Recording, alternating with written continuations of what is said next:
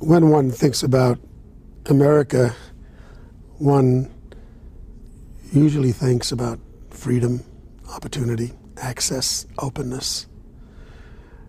And it is always difficult to view the world and the problems that people face in the world, knowing what they think about America and what they see America to be. To, as a citizen, know that the concepts and the ideas that make this nation work must constantly be protected, constantly defended. And only under those kinds of conditions can the best that this country have to offer survive. Democracy is something that must always be tended to, because if it's not, it goes away. And one of the great opportunities during the entire run of the Smothers Brothers shows was that openness was always being protected. No matter what one may have thought about some of the ideas expressed, the truth is that by and large they got expressed. And when that was violated, it really had enormous significance. 1968 was a time of great turmoil in this country. And what happened to the Democratic National Convention was to have set the course for the next quarter of a century of American history.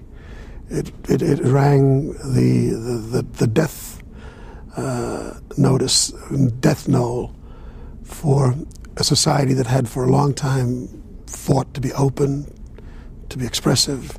The Kennedy years had promised a lot. And here we were now, 1968 Democratic National Convention, troops in the streets, people being denied constitutional process, a democratic process in a major political event, one that was at the heart of this nation. And we sought to comment on that. And we sought also to be responsible in our comment, not to inflame, but to expose and to say to the audiences that were listening to the Smothers Brothers show that take a look at our country and see what's happening. It's time to protect. It's time to roll up your sleeves and take care of making sure that we don't lose our voice and our freedom. For the network to have selected to not put this on the air was a very serious offense. It wasn't just a matter of being responsible, as they would have you believe. It was censorship. There was a point of view they did not want the American people to be exposed to, or to be, or for the idea of those events to be discussed as openly and as fully. It was not to the vested interests of those who controlled the network. It was not to the vested interests of those who sought to control that period in American life. And they put their power to work, and under all kinds of shams. The time had been bought for a very special piece of airing, that they made up all kinds of very bizarre excuses, and they never ever told the truth, that it was just outright, downright censorship. The next 25 years in this country told the tale. We got Nixon, we got Watergate, we had a very bad time during Carter, not so much out of corruption, but out of a naivete about how this country works. And then came Reagan and Bush and the ensuing events that put America through a very, very tough time. And I think that as insignificant as some historians might deem this comment, for us in the entertainment business, it was a warning shot. We were censored on the Smothers Brothers show for showing America doing something that was un-American, and it was not acceptable.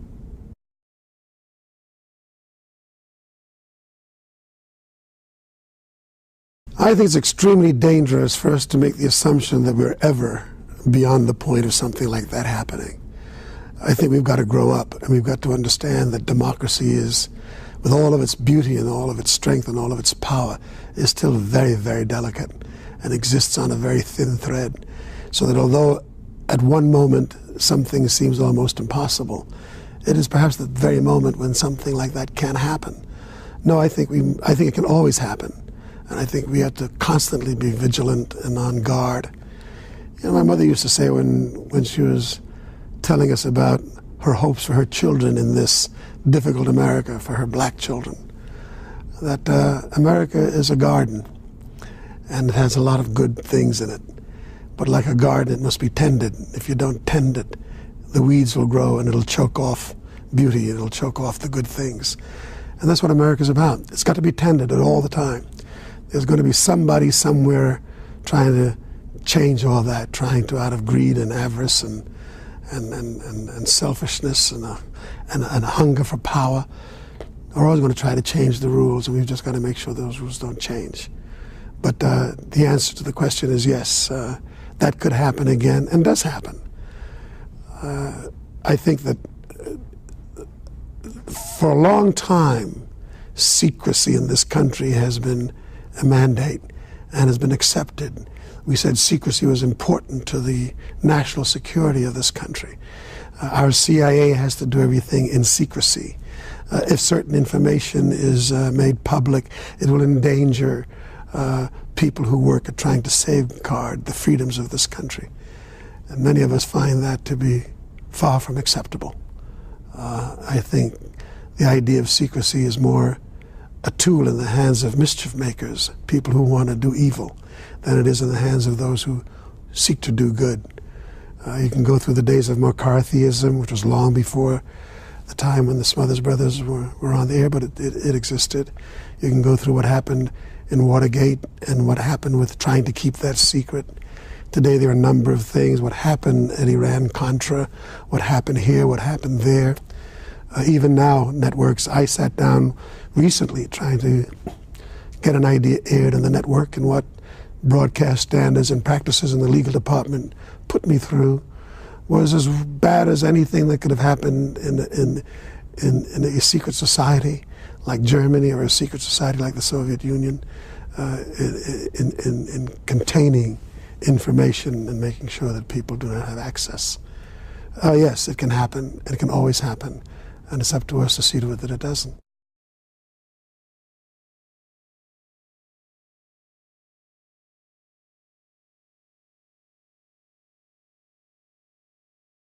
I think young people, or people who are not even privy to what happened, it's important for them to know that this happened to us. Here was an entertainment format, here was an artistic format, here was a cultural format that sought to satirize and to make comment on events that were happening in the lifetime of the people then. We had lost the Kennedys. That very year we'd lost Bobby Kennedy. We'd lost Martin Luther King. The country was getting ready to turn around, and nobody knew quite what it was getting ready to turn around to. And in the face of all of this pain and anguish that had been put upon us, to have a voice somewhere, some voice that you couldn't even identify, the network, whoever he or she is, or all of a sudden, no, we can't do that because there is some other voice that says it's not acceptable. That's life by secrecy. And it's interesting when I go and I see Malcolm X today, how many people say, well, gee, you know, I didn't know this and I didn't know that. And I say, there was a reason for you not knowing it, is because this information was never made available. But in fact, it should have been. I think the whole world might have seen the black cause, the black objectives, the black thrust, and the role Malcolm X played in that quite differently if media and entertainment and just life in America had been open to hearing what people were saying. And I tell you, I don't hold this view just from my own opinion. I believe, like the American Civil Liberties Union and others have fought tenaciously to defend throughout the years, that all people, regardless of whether I accept their point of view or not, should be heard. It's what makes this country rich. It's what makes this country strong. If I know what you're thinking, I can then deal with your soul, your heart, your mind, and your point of view. If I don't know what you're thinking and you don't know what I'm thinking, then we're going to be left to extremes. isolation. I don't trust you, you don't trust me. Then it's going to turn into prejudice. Then it's going to be, I don't like your hair, I don't like your eyes, I don't like your religion. And before you know it, there's blood in the streets, and there are riots, and there are people clubbing one another in the head only because somebody sought not to let other people hear what were in the hearts of their neighbors. I think we should fight for that, and I love the Smothers for doing it. And when I was asked to do this broadcast, it was the first thing that I thought of. Here was another opportunity to serve the idea that an open society is a great society.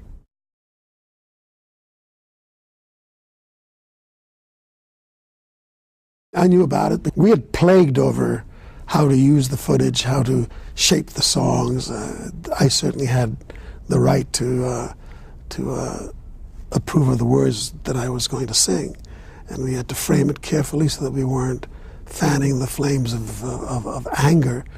We wanted to create the arena of discontent with what was going on, and to say that it's proper to be to have this discontent. But when it didn't go on the air, and we were conscious that we were dealing with something that should be, carefully dealt with. I was called by Tommy Smothers, and I was told that it wasn't going to go on. And he told me of his anguish and his anger, and that they didn't know quite what they were going to do about it, but they knew that something would have to be done. And there was one thing that we knew: we couldn't keep it secret, that we would have to take it to the American people, that we'd have to take it to the public and let them know what had happened to us. And to a great extent, that's what we did. For the immediate period thereafter, it was perhaps the only question that I was asked by all the press and everyone else. What do you think? What happened and why? But it was, I must say that we were quite struck by the fact that it happened. We just never really, we knew it was always possible, but we never expected it to happen, especially after we had done it. If they were going to kill it, they should have killed it before we did it. But after the fact, we just thought there was no way they wouldn't let this on the air. Now when I look at it, of course, so much has happened in the world, and with so many other programs on and so many open debate programs and CNN and everybody and getting information, one would look at this and wonder, well, what was all the noise about? But the point is that each period has its own noise. What is it about?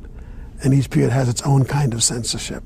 And we just have to stay to the task of making sure we're not censored. Well, I tell you, even that sketch was quite interesting and quite an attempt at some higher level. You have to understand that America was still violent in its whole response to the idea of integration. And integration means the mixing of races, and the mixing of people, and the mixing of religions, the mixing of ideas, integration.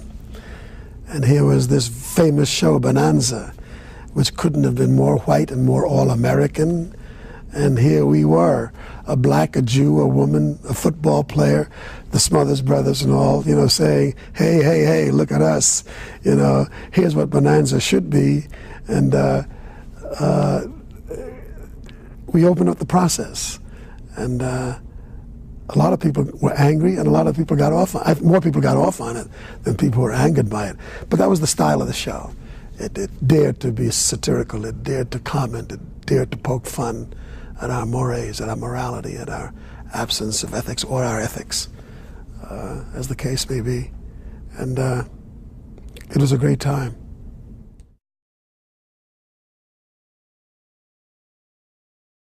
I would rather have had the Smothers Brothers on the air for the length of time we had them saying something than to have had the Smothers Brothers on the air forever saying nothing. By that mere fact, they made an enormous contribution, because they touched thousands and thousands of minds that I'm sure decided during the period of the Smothers Brothers show that they were not going to take any crap, that they were going to stay to the gun, that it was the honorable thing to do, the moral thing to do. And I think the Smothers Brothers, with all the difficulty that they experienced, must take great reward in the fact that they were the heroes of the time, and are in the minds of many of us still quite heroic. People have said to me from time to time, gee, the price that you've paid for your point of view, the censorship, or the not getting a job, or the not being on air. And I said, don't weep for me, weep for yourself. I knew Martin Luther King, I knew Bobby Kennedy, I knew the best. I sat with them, I dined with them, I partook of their wisdom. They nurtured my life. I go to my grave with that satisfaction. Just another hit record or another night on television saying nothing. How do you equate it? It doesn't measure up. No, I think being who you are in your heart and soul and staying the course is the most rewarding.